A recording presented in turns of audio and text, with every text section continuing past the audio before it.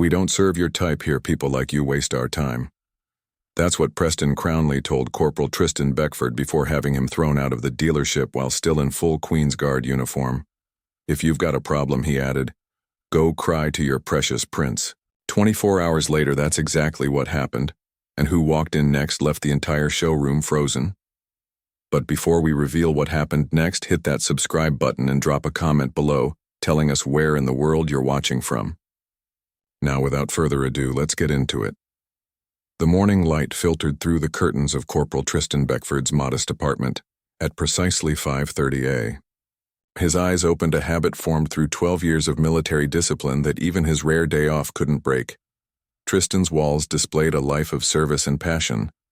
Between military commendations hung vintage automobile sketches. Pride of Sear place was a faded photograph of his grandfather with a partially restored Jaguar I-P from 1972. A true work of art isn't just owned. His grandfather had told him, it's understood, respected. Those words had shaped both his love for cars and his approach to life. Glancing at his savings statement, Tristan confirmed the figure $58,000 enough for a down payment after 7 years of careful budgeting. Today, he would visit Crownline Motors, London's most prestigious vintage car dealership. Tristan paused before the mirror considering his attire. Something about this milestone called for the uniform that had become part of his identity. "It's who I am." He told his reflection and retrieved his ceremonial uniform. Crownline Motors appeared, on Berkeley Square like a temple to automotive excess. Taking a deep breath, Tristan pushed through the revolving doors. The interior resembled a museum more than a dealership. Polished marble floors reflected the warm lighting from crystal chandeliers. Each vehicle sat on a slightly raised platform, their paintwork gleaming under perfectly positioned spotlights. His entrance had not gone unnoticed. Several customers turned their expressions ranging from surprise to curiosity. Some whispered excitedly. Pointing discreetly, a middle-aged couple nudged each other, the woman whispering, "Is that a real Queen's Guard?" A young boy tugged at his father's sleeve. "Dad, look. Can I take a picture with him?" Tristan moved further into the showroom, aware of the subtle shift in atmosphere his uniform had created. An elderly gentleman gave him a respectful nod that Tristan returned with a slight inclination of his head.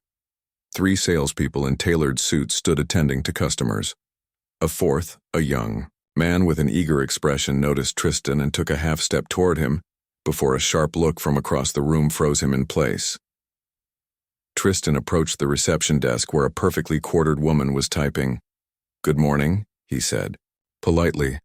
"I was hoping to speak with someone about your classic car collection." The receptionist looked up, her professional smile faltering as she took in his uniform. "Do you have an appointment, sir?" "I don't know.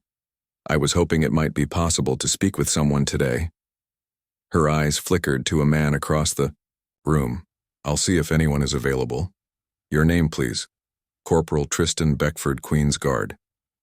She made a show of checking a calendar. "I'm afraid our sales consultants are fully booked today. Perhaps you could come back another time." Her tone suggested that another time meant in different attire. "I understand it's busy.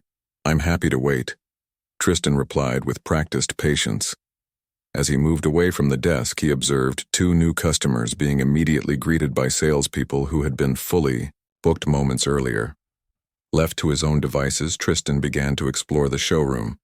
In the vintage section, he found what he had come to see, a selection of the finest British classics. And there was a sight that made his breath catch, a 1964 Jaguar E-Type Roadster identical to the one in his grandfather's photograph, its British racing green paintwork gleaming under the lights. As if drawn by a magnet, Tristan moved toward it, unaware that his path was being closely monitored from across the showroom. Preston Crownley, the heir to the Crownline Motors empire, adjusted his bespoke suit jacket as he intercepted a salesperson heading in Tristan's direction. "I'll handle this one, James," Preston said quietly. "We don't need to waste resources on tourists." Tristan studied the curves of the E-Type, mentally comparing it to his grandfather's photographs. The craftsmanship was exquisite, a perfect restoration with subtle, modern improvements. Only a true enthusiast would recognize it's got the 3.8L straight 6, came a voice from behind him. Tristan turned to find an older gentleman with kind eyes, triple SU carburetors if I'm not mistaken. They didn't switch to the 42L until late '64. You have a good eye, sir, Tristan replied. This is the earlier 3.8 with the aluminum dash and the smaller tail lights that purists prefer. The man's eyebrows rose appreciatively. You know your Jaguars, young man. Are you a collector? An enthusiast, sir. My grandfather was a mechanic who specialized in British sports cars. The man extended his hand. Charles Wellington. That's my wife over there, being shown something far too modern for my tastes, Corporal Tristan Beckford. Queen's Guard, obviously. Wellington smiled. I was Army myself years ago. Household cavalry. Their conversation was interrupted by Preston materializing beside them. His attention focused entirely on Wellington. Sir. Charles, I didn't realize you had arrived. I do apologize. Amanda should have notified me immediately. No apologies necessary, young man. Wellington replied. I was just having a fascinating conversation with Corporal Beckford here about this magnificent E-type. Preston's smile remained fixed, but his eyes hardened as they flicked to Tristan. How wonderful, however, I believe Mrs. Wellington was asking for you, Sir Charles. Something about that Mercedes she was considering. As Wellington walked away, Preston's demeanor changed instantly. I don't know what you think you're doing, he said in a low voice, but we don't appreciate time wasters in this establishment. I assure you, Mr. Crownley, Preston Crownley, Mr. Crownley, I am here as a serious buyer. Preston made a show of looking Tristan up and down. Really, because it appears to me that you're here to attract attention to yourself. This isn't a tourist photo opportunity. From across the showroom, whispers traveled between customers. Is that guardsman actually shopping? Can they afford these cars? My attire has nothing to do with my intentions, Tristan replied evenly. I've saved for 7 years to purchase a vehicle like this, E-type. I'm prepared to discuss financing options today. Preston's laugh was short and dismissive. This particular vehicle is priced at $135,000. Are you suggesting that a guardsman has that kind of buying power after being dismissed? Tristan continued exploring the showroom, eventually finding himself drawn back to the Jaguar. Without thinking, he reached out toward the door handle to admire the perfectly restored chrome work. What the hell do you think you're doing? Preston's voice cut through the showroom. He strode toward Tristan, anger distorting his features. Nearby customers turned to watch. Step away from the vehicle now. Preston's hand shot out, gripping Tristan's wrist. Tristan gently but firmly removed his arm from Preston's grasp. I was simply admiring the craftsmanship, Mr. Crownley. As I mentioned earlier, I'm interested in purchasing an IP. Preston laughed. Sharply. Purchasing. Do you have any idea what this vehicle cost? $135,000 for this particular example? Tristan replied calmly, though I'd argue it's slightly overpriced given the non-original radio and the replacement hood latches, which aren't correct for a '64 model. Preston's face reened. Oh, so you're an expert now, a palace guard who moonlights as a classic car authenticator. My grandfather restored these for 30 years. Tristan said, I grew up learning every component, every specification. This model has the Moss gearbox with the synchro mesh on second, third, and fourth, but not first. The engine produces 265 horsepower and can reach 150 mph, quite revolutionary for its time. A murmur of appreciation rippled through the onlookers. Someone whispered, he really knows his stuff. Preston's expression darkened further. Memorizing Wikipedia articles doesn't make you a customer, Corporal. This vehicle costs more than you'd make in 5 years of standing around the palace I've saved for 7 years.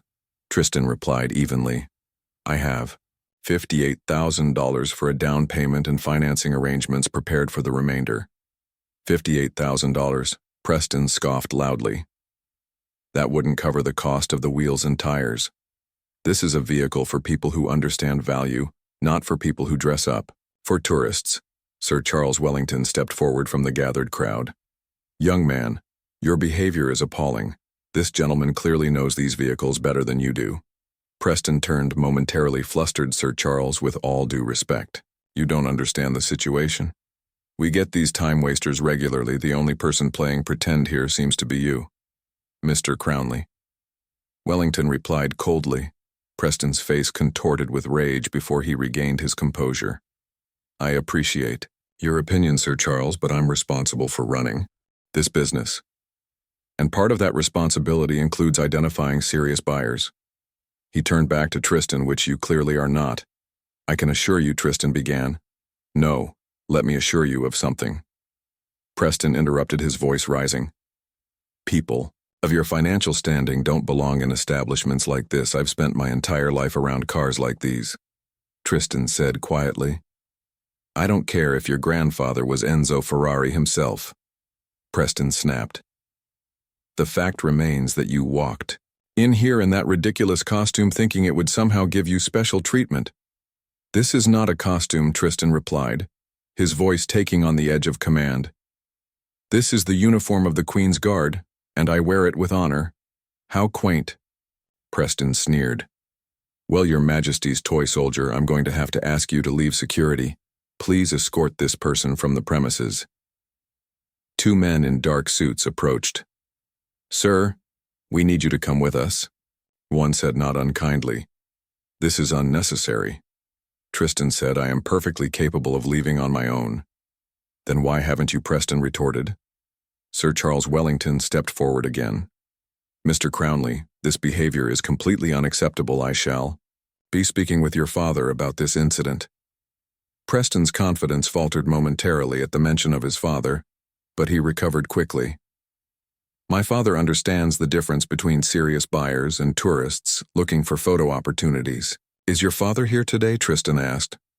My father is Reginald Crownley, the owner of Crownline Motors, Preston replied with a smirk, and as his son and general manager I speak with his full authority. As they began to escort him toward the exit, Preston couldn't resist a final barb. If you have complaints about how real businesses operate, why don't you write to your puppet master, Prince? I'm sure he'll be devastated to hear you couldn't play with the expensive toys.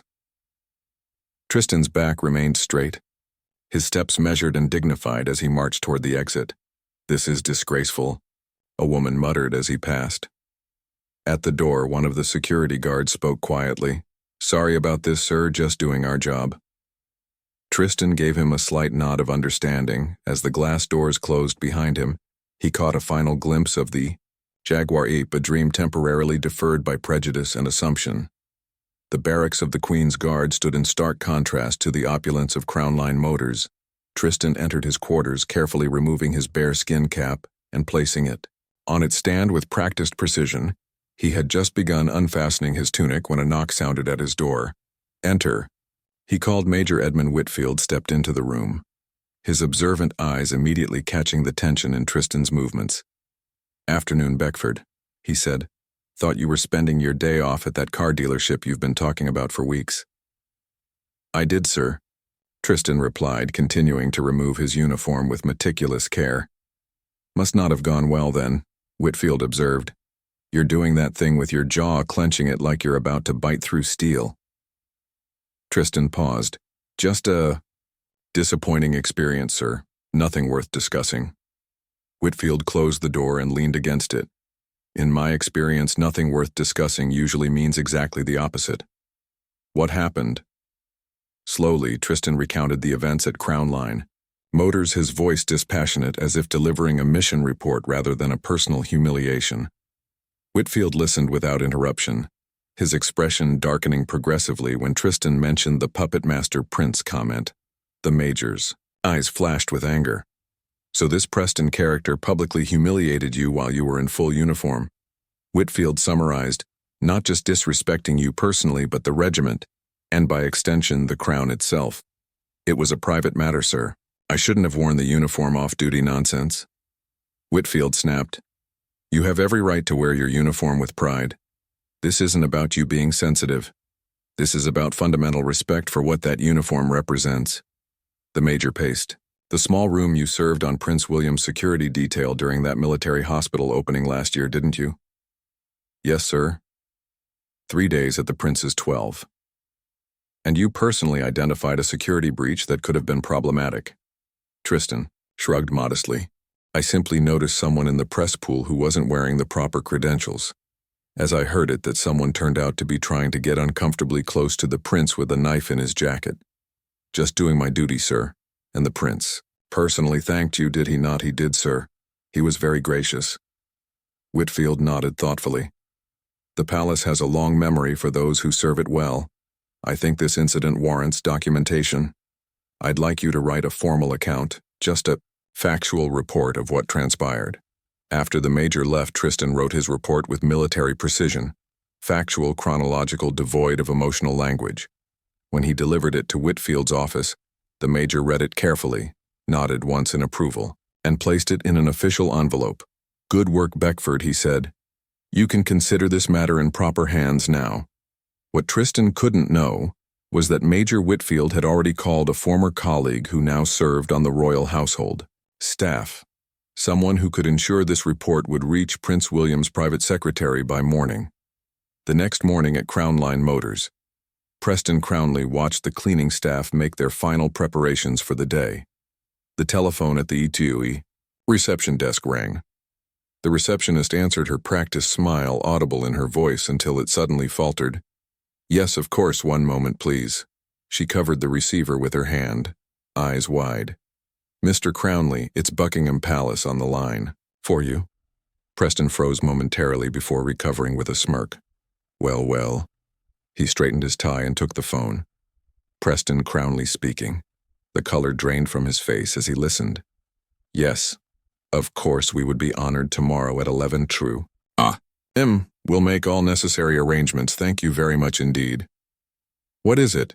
The receptionist asked. Prince William, Preston whispered, then continued more confidently. Prince William is coming tomorrow to view our collection. They're specifically interested in the E-type. The news spread through the showroom like wildfire. Preston began barking orders, ordering fresh flowers, champagne, and additional security.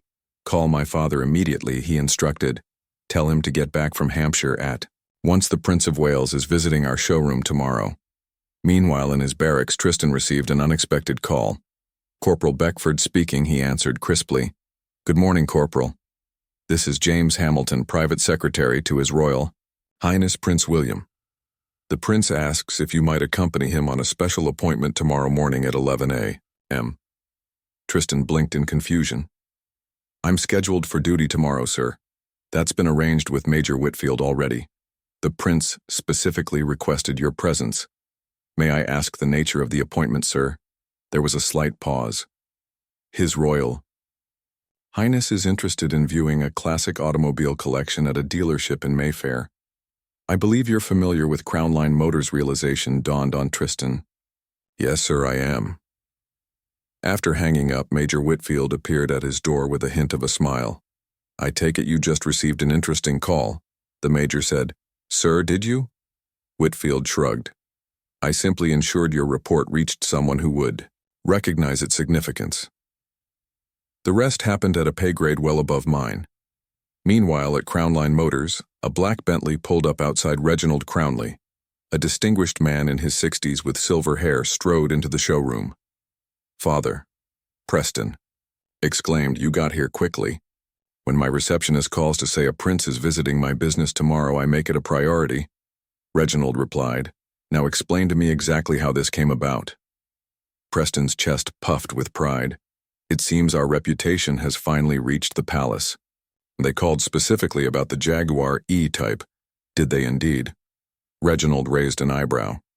And you had no prior interaction with anyone connected to the royal household? None whatsoever. Preston assured him.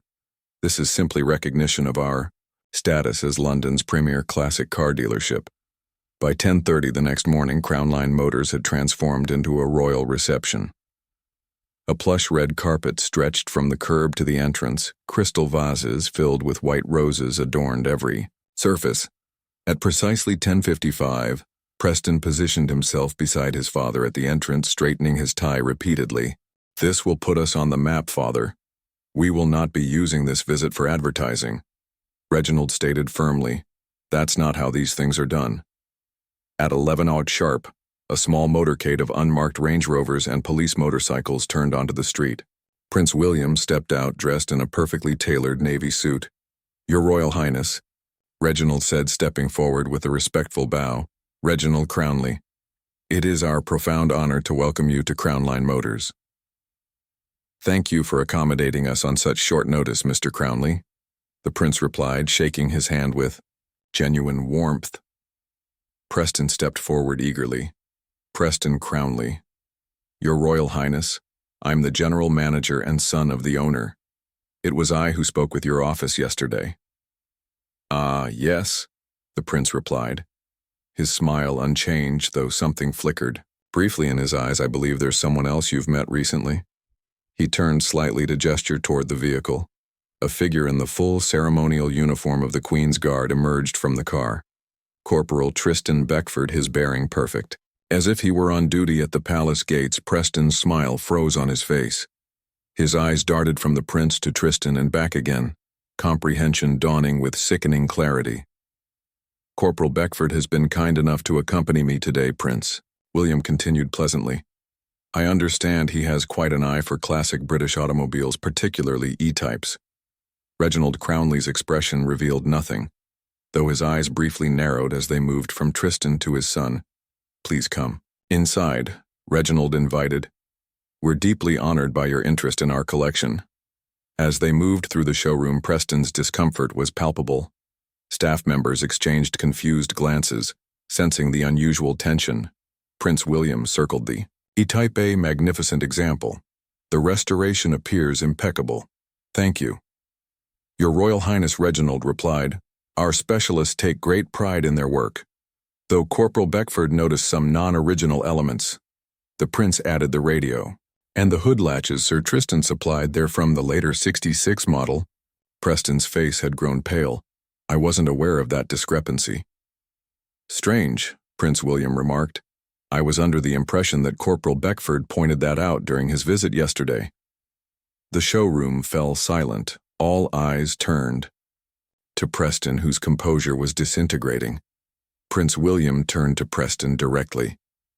Mr. Crownley, I understand there was some unpleasantness during Corporal Beckford's visit yesterday.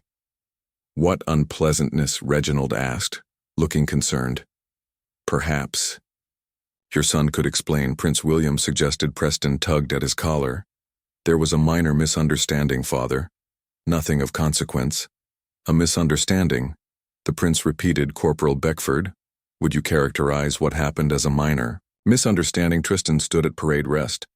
I came to view the Jaguar yesterday, sir, in my capacity as a private citizen interested in purchasing it. Mr. Preston Crownley refused me service and had security escort me from the premises. Is this true? Reginald demanded, turning to his son. Father, he came in wearing that uniform. Preston protested. It was obvious he wasn't a serious buyer, and you determined his financial situation based on his uniform. Reginald's expression hardened. He's a guardsman, Father. They make what, 30 tar zero a year. The car costs $135,000. I explained that I had saved $58,000 for a down payment and was prepared to arrange financing. Tristan interjected calmly. I was nevertheless told that people of my financial standing didn't belong in this establishment. Prince William's eyebrows rose. Is that so? Preston, tell me you did not say that to a serving member of Her Majesty's Armed Forces while he was in uniform. Reginald said, his face darkening.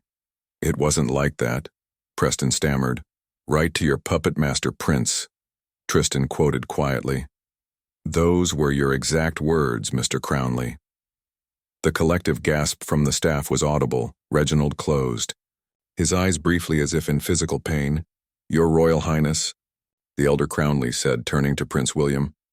I cannot begin to express my shame and regret over this incident. Please understand that my son's actions represent neither my views nor the values of this company. I understand completely, Mr. Crownley, the prince replied. I found that in matters like these, it's best to distinguish between the actions of individuals and the institutions they represent. He glanced meaningfully at Tristan's uniform, something Corporal Beckford understands very well. Reginald nodded gratefully before turning back to his son Preston. You will apologize to Corporal Beckford immediately. Preston looked like he might object, but one look at his father's expression changed his mind. I apologize for my behavior. Yesterday, Corporal, it was inappropriate, and to His Royal Highness Reginald insisted. I deeply apologize for my comments regarding the royal family. Your Royal Highness, Preston added, his voice tight with humiliation. They were inexcusable. Prince William nodded once in acknowledgement. Your apology is noted. Mr. Crownley, Reginald placed a firm hand on his son's shoulder. Take the rest of the day off, Preston. We'll discuss your future role in this company this evening. With a stiff bow, Preston retreated toward the rear offices. Corporal Beckford, Reginald said, turning to Tristan with genuine regret. I owe you a sincere apology. Your service deserves the utmost respect, as does your custom as a potential client. Thank you, Sir. Tristan replied simply. I'd like to offer you the E-type at a 30% discount. It would bring it within range of your down payment with reasonable financing. Prince William watched with interest. A generous offer, wouldn't you say? Corporal Tristan studied the Jaguar, then turned to Reginald. It's a beautiful automobile and your offer is generous. However, I'll continue my search elsewhere, I understand. Reginald nodded respectfully. The offer remains open should you change your mind. As they prepared to leave, Reginald added, your restraint does you credit, Corporal. Lesser men would have demanded retribution. The uniform demands a higher standard, sir, Tristan replied, from those who wear it and those who encounter it. As they stepped outside, the morning sunlight gleamed off the polished buttons of Tristan's uniform. The red carpet that had been laid out with such ceremony now seemed oddly symbolic. A path of dignity restored. Well, Corporal Beckford, Prince William said as they approached the waiting vehicles. It seems you've made quite an impression. I never intended to create such a situation, Your Royal Highness, Tristan replied. The prince smiled. Sometimes reminding people of proper respect isn't about creating situations, but about addressing ones that already exist. My grandmother once told me that the true measure of the crown isn't in the pageantry or the ceremonies, but in how it treats those who serve it. Reginald approached them once more. Your Royal Highness, Corporal Beckford, I want to thank you for this lesson in humility and respect. Preston will be stepping down from management to spend the next 6 months working in our restoration shop, learning about the craftsmanship and heritage behind every vehicle we sell.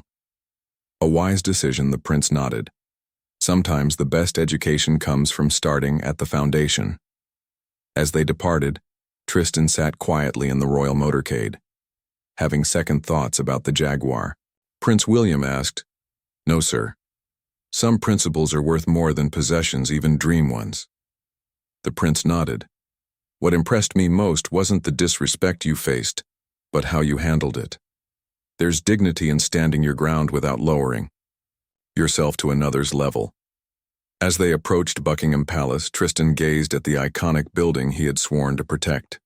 He might not be driving home in the Jaguar IP he had saved for, but he had preserved something far more valuable, the honor of his uniform and the principles it represented. For a soldier of the Queen's Guard, there could be no greater victory than that.